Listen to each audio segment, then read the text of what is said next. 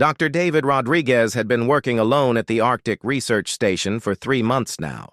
The cold wind outside never stopped howling, and the nearest human being was over 200 miles away.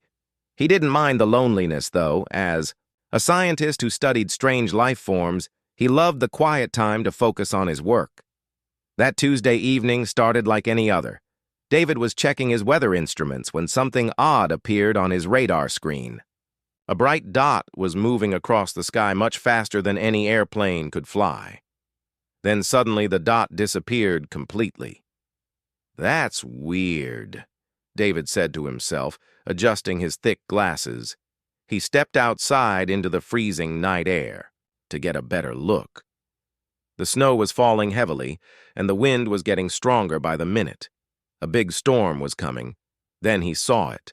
A bright orange glow was coming from somewhere beyond the hills, about 3 miles from his station. It wasn't the northern lights he was used to seeing. This light was different, more focused, like something was burning. David knew he should stay inside during such a dangerous storm. His safety manual clearly said never to go out alone in bad weather, but his curiosity was too strong. What if it was a crashed airplane? Someone might need help. He put on his warmest clothes, grabbed his emergency supplies, and started his snowmobile. The machine struggled against the wind as he drove toward the strange glow.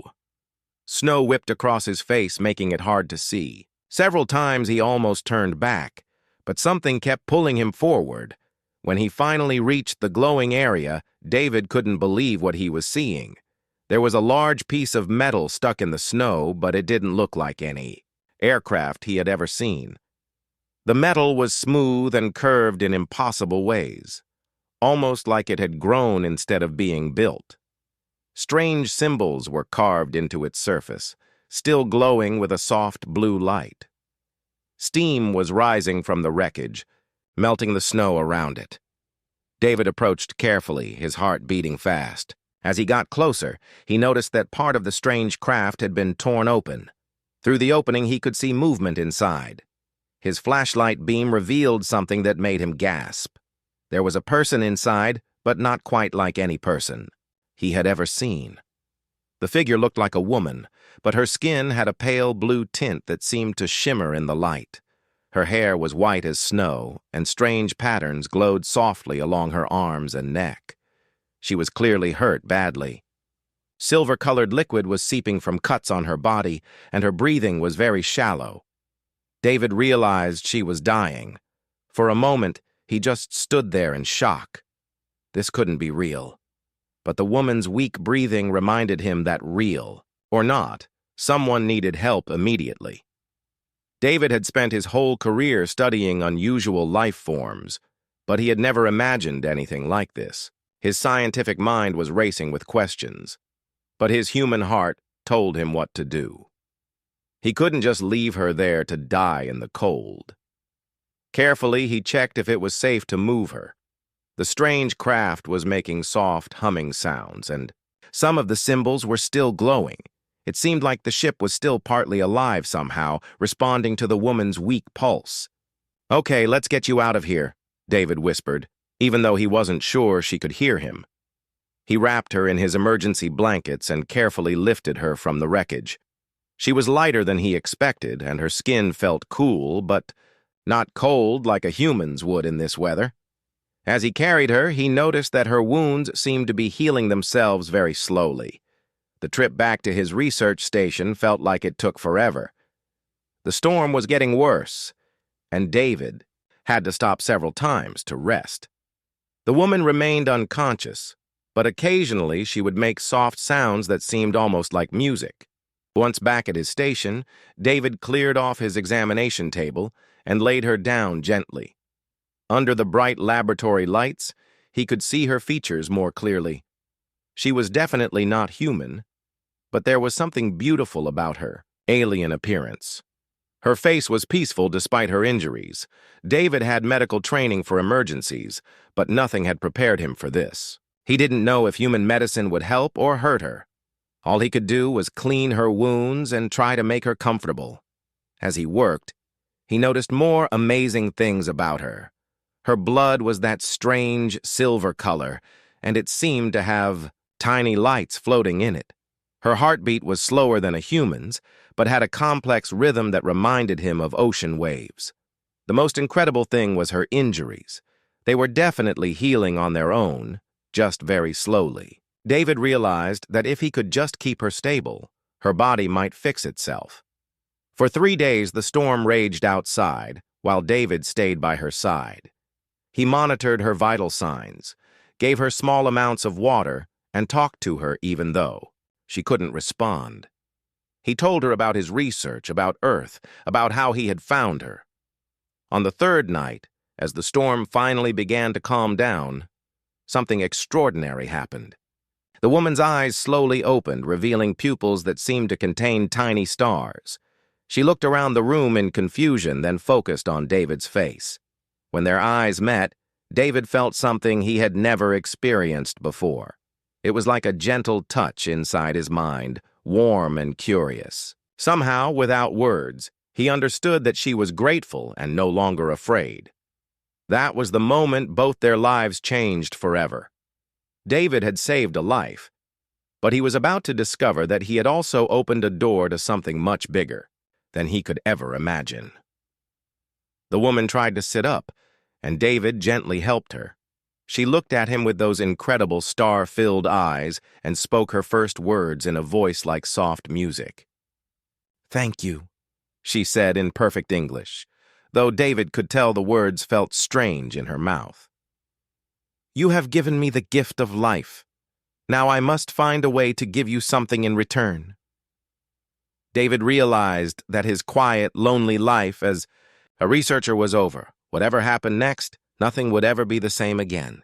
David's hands were shaking as he stared at the alien woman sitting on his examination table. She was awake, talking to him in perfect English, and looking at him with eyes that held entire galaxies.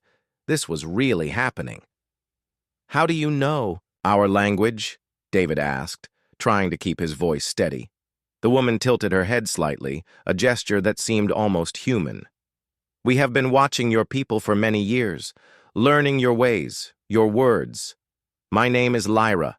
Her voice had a musical quality that made even simple words sound like poetry. "Lyra," David repeated. "That's a beautiful name. I'm David." He sat down across from her, still hardly believing this was real. "You said we. There are more of you?" Lyra nodded slowly. "Yes. My people are called the Serenians. We come from a star system very far from here. We are explorers, scientists like you, but we have rules about contact with other worlds." David felt his stomach drop. "Rules. We are not supposed to interfere with developing civilizations. We watch, we learn, but we never make contact." Lyra looked down at her hands, which were slowly healing from her injuries. "What happened to me? What you did by saving me? It breaks our most important law." "I couldn't just let you die," David said firmly. "Any decent person would have done the same thing." Lyra looked up at him with surprise. "That is what makes your species so interesting to us. You act on feeling, on what you call compassion, even when it might bring you trouble. My people would have calculated the risks first." Over the next few days, David and Lyra spent hours talking. David was fascinated by everything she told him about her world and her people. The Serenians lived on ships that traveled between stars, never staying in one place for too long. They shared thoughts and feelings as easily as humans shared words. "It must be wonderful," David said one evening as they watched the northern lights dance across the sky through his window. "Never being alone, always connected to others." "It is beautiful," Lyra agreed. "But sometimes I wonder what it would be like to have thoughts that are only mine, to make choices that come from inside me, not from what everyone else thinks is best." David looked at her with new understanding. "You feel lonely too, don't you? even surrounded by all those mines. Lyra was quiet for a moment. I never had words for that feeling before, but yes, I think that is what it is. Loneliness. David began teaching Lyra about human culture, showing her books, music, and movies on his computer. She was especially fascinated by love stories, something that didn't exist in her collective society. "Your people bond with just one other person for their whole lives?" she asked, after watching a romantic film. "Well, not everyone, but many do. They choose each other. Promise to stay together no matter what happens." David felt his cheeks getting warm. It's about finding someone who understands you completely. Lyra stared at him for a long moment. That sounds terrifying and wonderful at the same time. Meanwhile, Lyra shared stories of her world with David. She showed him how her technology worked, how her people could heal themselves, and how they traveled faster than light between the stars. David's scientific mind was amazed by everything, she revealed. "Your ship," David said one day. "Could it be repaired?" Lyra's expression grew sad. "Some of it maybe, but it would need materials that don't exist on your world. And even if I could fix it, where would I go? My people think I am dead. If they knew I was alive and had contacted you, they would—" "What would they do?" "At best, they would exile me forever. At worst, they might decide you know too much about us." Lyra's voice was barely a whisper. "They might think the only way to keep our secret safe is to make sure you never tell anyone about me." David felt a chill that had nothing to do with the Arctic cold. "Are you saying they would hurt me?" "I don't know. My people are not violent, but they are very afraid of what might happen if other species learn about us too soon. They believe it could cause wars, chaos, the end of both our civilizations." That night, David couldn't sleep. He kept thinking about what Lyra had told him. He had saved her life, but in doing so, he might have put both of them in terrible danger. But when he looked at Lyra the next morning, preparing breakfast with the graceful movements of her people, humming one of their haunting songs, he knew he didn't regret his choice. For the first time in years, he didn't feel alone. "David," Lyra said suddenly, "I need to tell you something. My ship is sending signals, very weak ones, but someone might be able to track them." "Your people are looking for you?" "Yes, but that's not the only problem. Your government monitors the skies, too.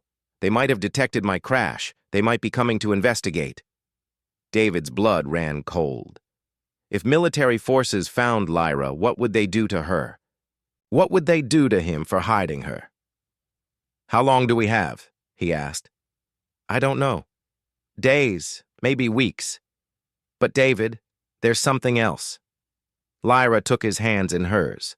Her skin was warm now, completely healed. "The time I've spent with you, learning about your world, about you, it has changed me." "Changed you how?" "I'm starting to understand what you call individual feelings, what it means to care about one specific person more than anyone else." Lyra's star-filled eyes met his. "I think I'm beginning to understand love." David's heart skipped a beat. Over the past weeks, he had been trying not to admit to himself how he felt about Lyra. She was brilliant, kind, and beautiful in a way that took his breath away, but she was also from another world, and their situation was impossible. "Lyra, Before he could finish, alarms started beeping on his computer. Someone was approaching the research station. They looked out the window and saw lights in the distance, getting closer. David grabbed his binoculars and his heart sank. "Military vehicles," he said grimly. "They're here." Lyra stood beside him, her face calm but determined. "Then our time of peace is over. Whatever happens next, David, I want you to know that these weeks with you have been the most beautiful of my life." As the vehicles got closer, David realized that everything was about to change. The quiet conversations, The shared meals, the growing feelings between them, all of it was about to be put to the test. He looked at Lyra, this amazing woman from the stars who had brought wonder and love into his lonely life. Whatever came next, he was ready to face it with her. The military vehicle stopped right outside David's research station. Through the window, he could see soldiers getting out, their weapons ready. A woman in uniform was giving orders while a man in a lab coat carried strange scanning equipment. "They're here because of me," Lyra whispered, her face pale with worry. "David, you have to let them take me. If they find out you've been hiding me, they'll think you're a threat to national security."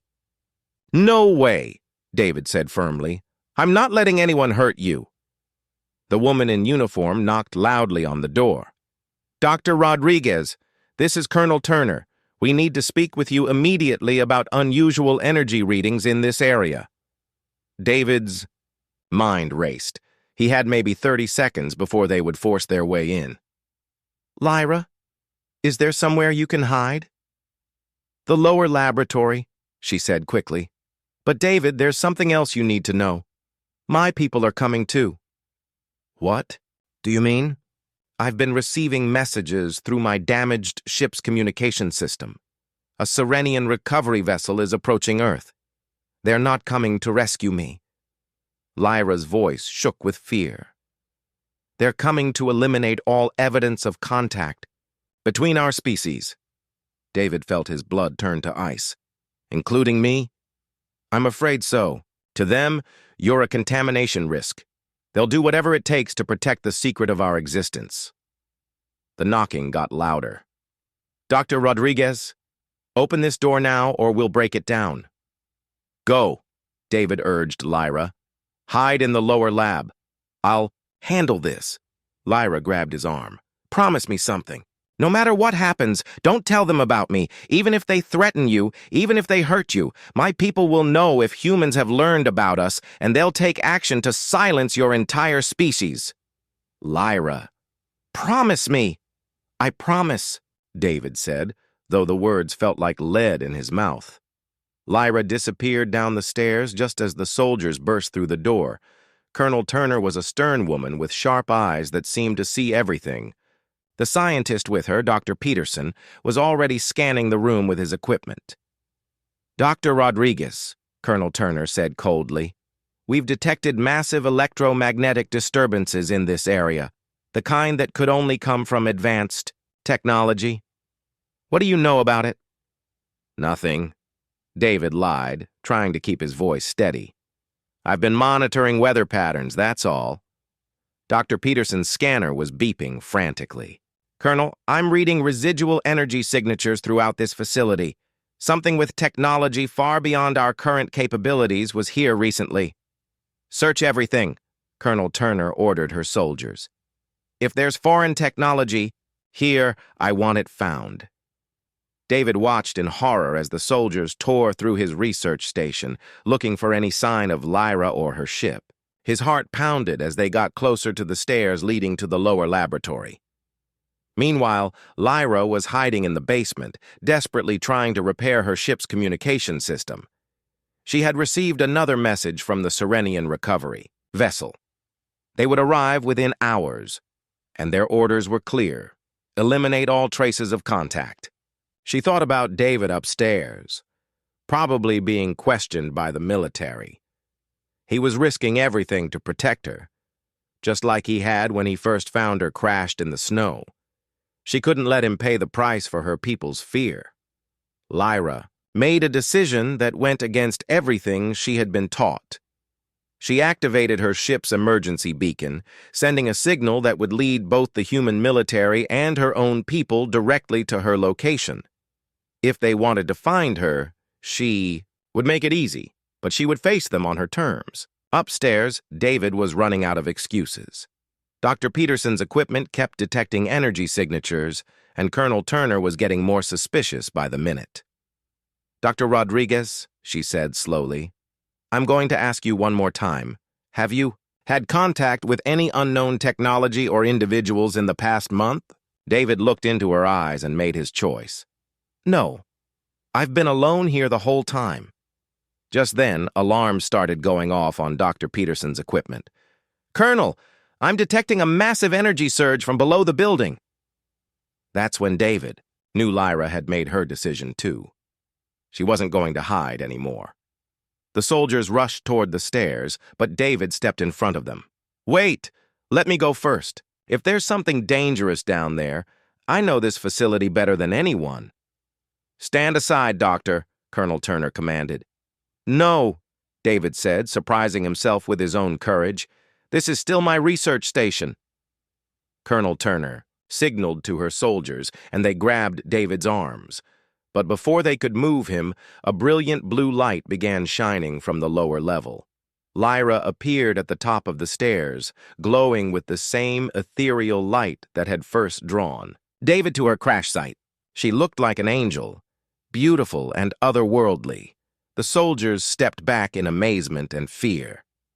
"My name is Lyra, of the Serenian people," she said in her musical voice. "I am the source of the energy readings you've detected. Dr. Rodriguez found me injured and saved my life. He is innocent of any wrongdoing." Colonel Turner stared at her in shock. You're not human." "No," Lyra said simply, "and I'm afraid my presence here has put your world in great danger." Through the windows, they could all see lights appearing in the sky. Ships were approaching from above, sleek vessels that moved with impossible grace. "My people have come for me," Lyra explained, "but they don't come in peace. They come to ensure that no evidence of our contact remains." David broke free from the soldiers holding him and ran to Lyra's side. "Then we'll face them together." "David, no," Lyra said, her voice breaking. "If they see that you care about me, if they realize that our contact has created emotional bonds between our species, they'll see it as proof that humans are too dangerous to be allowed to exist." Colonel Turner lowered her weapon, beginning to understand the magnitude of the situation. "How many ships are coming?" "Just one," Lyra said, "but it carries enough power to eliminate this entire area if necessary." The Serenian ship landed, silently in the snow outside. Through its transparent walls, they could see tall, elegant figures moving inside. They looked like Lyra, but colder, more distant. "There's something you all need to understand," Lyra said urgently. "My people believe that emotional connections between species are dangerous. They think it leads to chaos, war, destruction. They've seen it happen before." "But you don't believe that," David said. Lyra looked at him with those star-filled eyes, full of love and sadness. "No, because of you, I've learned that love doesn't destroy, it creates. It makes us better." The ship's door opened, and 3 Serenian figures emerged. Their leader, tall and imposing, walked toward the research station. With the confidence of someone used to being obeyed, David squeezed Lyra's hand. "Whatever happens next, I want you to know that meeting you was the best thing that ever happened to me." Lyra squeezed back, and in that moment, both human and alien hearts beat with the same rhythm of love and determination. They were about to face the greatest challenge of their lives, but they would face it together. The Serenian leader reached the door and spoke in a voice like winter wind. "Return what belongs to us, and perhaps your world will be spared." The final confrontation was about to begin. The Serenian leader stepped into David's research station like he owned the place. He was tall and graceful, with the same star-filled eyes as Lyra, but his were cold as winter ice. 2 other Serenians followed behind him, their faces showing no emotion at all. "I am Commander Zephyr of the Serenian fleet," he announced in a voice that seemed to echo from everywhere at once. "You are holding one of our people against her will." Colonel Turner stepped forward, her hand near her weapon. "Nobody is being held against their will here, and you're trespassing on United States territory." Commander Zephyr barely glanced at her. "Your territorial claims mean nothing to us. We are here for Lyra of the Science Guild. She will return with us immediately." I'm not going anywhere, Lyra said firmly, moving closer to David. I choose to stay here. Choice? Commander Zephyr's expression showed the first hint of emotion. Disgust. You have been contaminated by human concepts. Individual choice is an illusion that leads to chaos and destruction. David couldn't stay quiet any longer. She saved my life when she could have hidden safely. She revealed herself to protect me.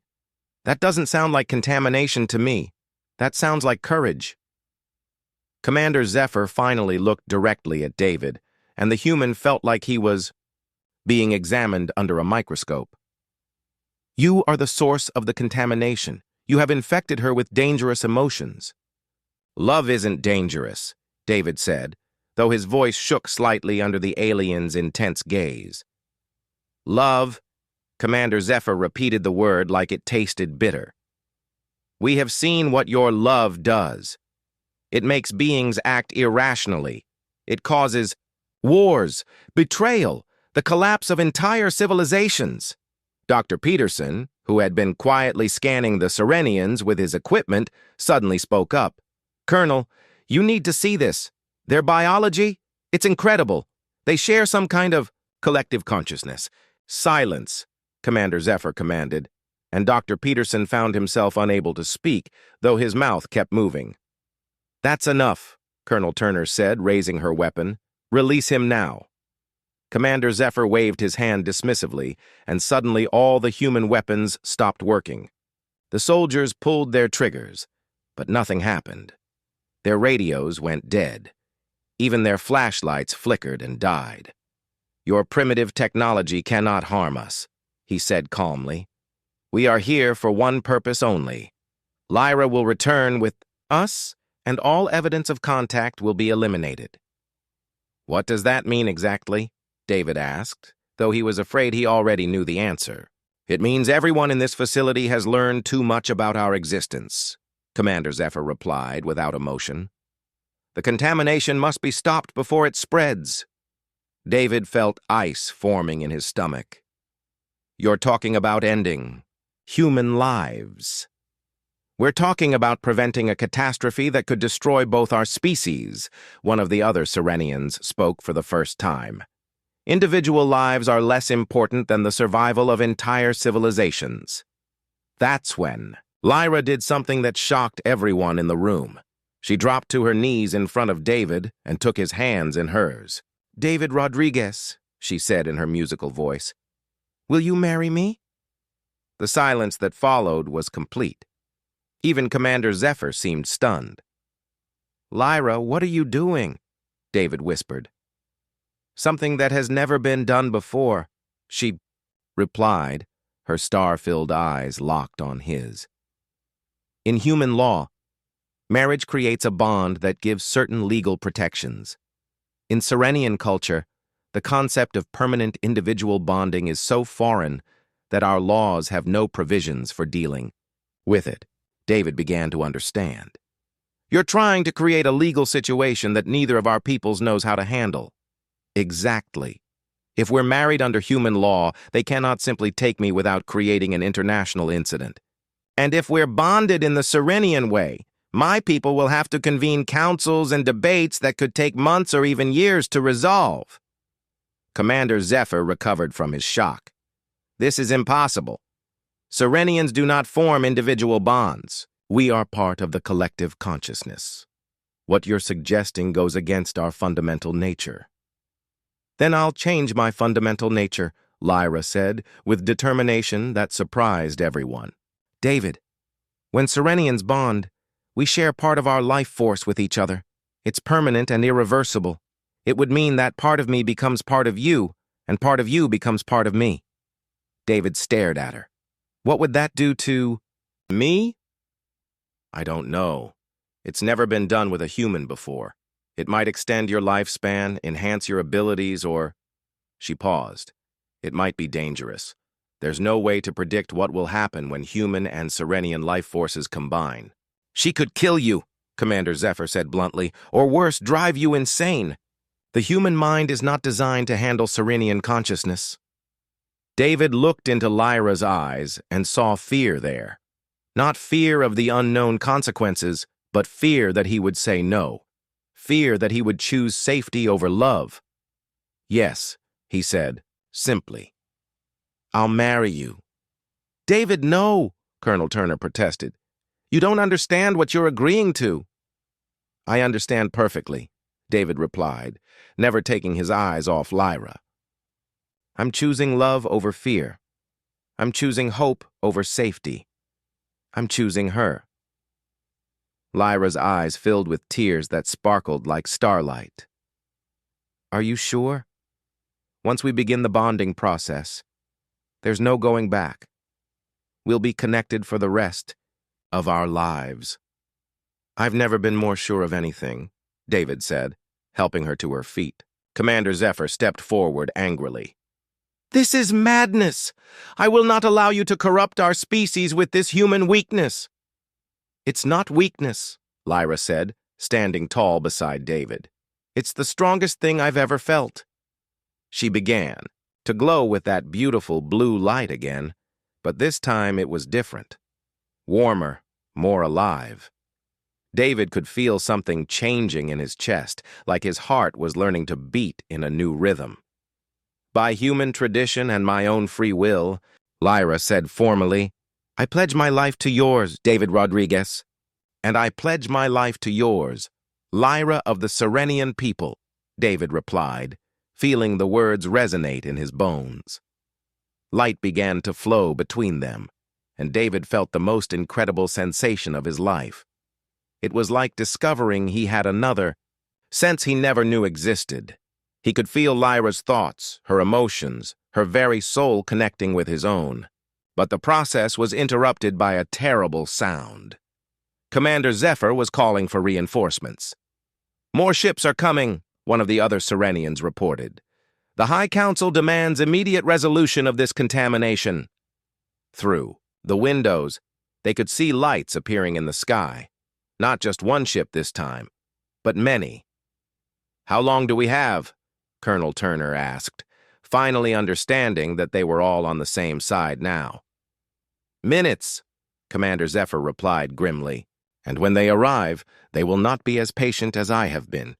David squeezed Lyra's hand, feeling their bond growing stronger even as danger approached from above. "Then we'd better make these minutes count."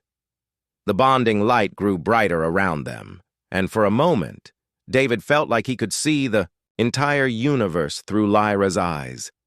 It was beautiful and terrifying and absolutely worth everything they were about to face. Whatever happened next, they would face it as one. The sky above David's research station filled with ships, dozens of them, sleek and silent, descending through the Arctic night like falling stars. Each one was larger than Commander Zephyr's vessel, and they moved with the coordinated precision of a military fleet. Inside the research station, the bonding between David and Lyra was reaching its peak. Light flowed between them like liquid starlight, and David could feel his very DNA changing, adapting, evolving. It didn't hurt, but it was the most intense experience of his life. "The High Council fleet has arrived," Commander Zephyr announced, his voice heavy with dread. "They will not negotiate. They will not listen to reason. They see your bond as proof that contact between our species leads to genetic contamination." Colonel Turner was trying desperately to get her communications working. "I need to contact my superiors. If this becomes a military engagement—" "Your weapons are useless against them," Commander Zephyr said bluntly. "But perhaps that doesn't matter anymore." Dr. Peterson, who had been silently recording everything on his scanner, suddenly gasped. "Colonel, look at these readings. The energy patterns between them. It's not just emotional bonding. They're actually changing each other at a cellular level." The largest of the ships landed directly in front of the research station. Its door opened, and 3 figures emerged, who made Commander Zephyr look young and small by comparison. These were the elders of the High Council, beings who had lived for thousands of years and had seen civilizations rise and fall. The lead elder, a woman whose eyes held the light of ancient stars, spoke with a voice that seemed to come from the very cosmos itself. I am High Elder Celestine. This contamination ends now. But as she stepped into the research station, something unexpected happened. The light surrounding David and Lyra suddenly expanded, filling the entire room with warm, golden radiance. And in that light, everyone present could feel something they had never experienced before. Dr. Peterson dropped his scanner, tears streaming down his face. I can feel everything. Their thoughts, their emotions, their memories. It's beautiful, Colonel. Turner lowered her weapon completely, overwhelmed by the sensation of connection. This is what love really feels like, isn't it? Not just between two people, but between all people. Even Commander Zephyr seemed affected. How is this possible? Individual bonding should not create a collective experience. High Elder Celestine stared at David and Lyra in amazement. The human mind is not rejecting the Serenian consciousness. It's transforming it, making it something new. David could barely speak through the incredible sensations flowing through him. I can see everything you've seen, Lyra. Your whole civilization, your history, your fears about what contact might bring. And I can feel your human heart, Lyra replied, wonder in her voice. Your capacity for individual love, but also your ability to extend that love to all beings. It's not contamination. It's evolution. Dr. Peterson, still recording despite his amazement, made another discovery. The energy field they're generating, it's not just changing them, it's affecting everyone in the vicinity. Look at the readings. High Elder Celestine studied the data, her ancient face showing the first surprise she had felt in centuries. Impossible. The bonding is creating a new form of consciousness, individual awareness combined with collective connection, but without the loss of personal identity. It's what both our species have been missing, David realized. Humans have individual love but struggle with unity. Serenians have unity but have lost individual connection. Together we can have both. One of the other elders, who had remained silent until now, finally spoke. If this is true, then everything we believed about contact contamination is wrong. Not wrong, High Elder Celestine corrected. Incomplete. We based our fears on what we had seen with other species, other forms of contact. But we never considered that some species might complement each other instead of destroying each other. Commander Zephyr looked conflicted. But the risks of contact are real, High Elder Celestine agreed. But so are the risks of isolation. Look at what these two have created in just a few weeks. A bridge between worlds that preserves the best of both while creating something entirely new. Colonel Turner finally managed to get her radio working. This is Colonel Turner. Cancel all military response. Repeat, cancel all military response. We have a diplomatic situation requiring immediate civilian leadership. As the bonding process completed, David and Lyra stood together, fundamentally changed, but still themselves. David could feel Lyra's vast knowledge and connection to the cosmos, while Lyra experienced human emotions and individuality for the first time. What happens now? David asked, though he felt like he already knew the answer.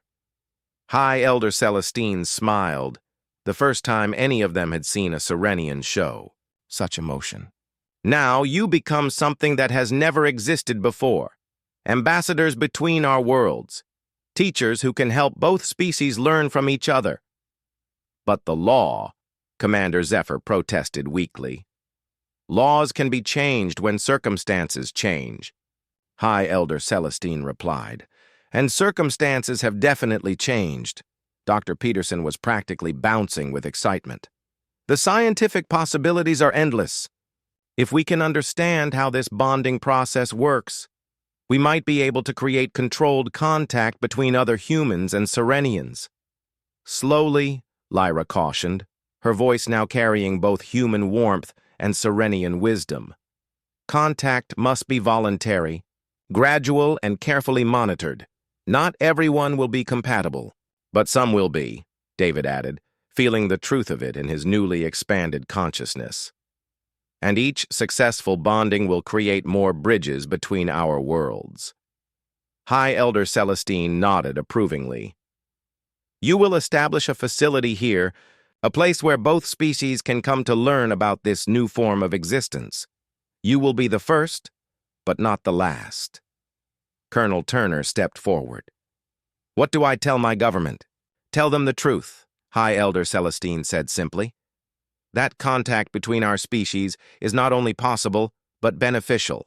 That isolation based on fear serves no one. And if they don't believe it? David and Lyra exchanged a look that was full of shared understanding. Then we'll show them, David said, one person at a time, one heart at a time.